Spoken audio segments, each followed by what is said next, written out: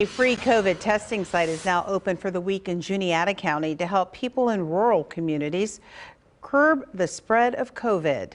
Jeremiah Marshall joins us now in the studio with more. Jeremiah. Yeah, Valerie, Juniata County has a population of more than 23,000 people in the rural areas. It can be a tough challenge to get those much needed resources to help reduce the spread of COVID.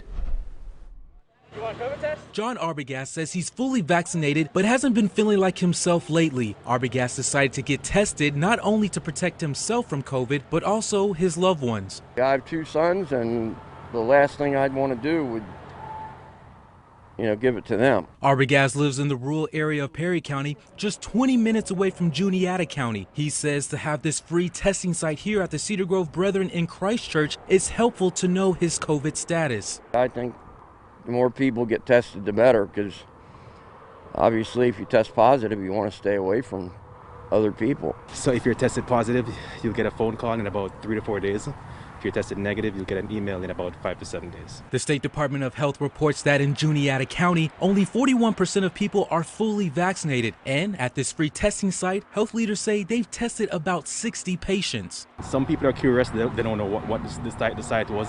So when they come up and they ask, hey, what are you guys doing here? We tell them it's a COVID-19 testing site.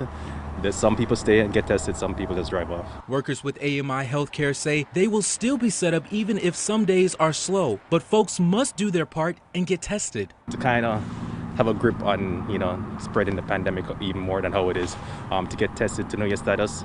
Once people know the status, it's kind of assuring to know that they'll follow CDC guidelines. I just want to know, just to be safe with staying away from other people in case.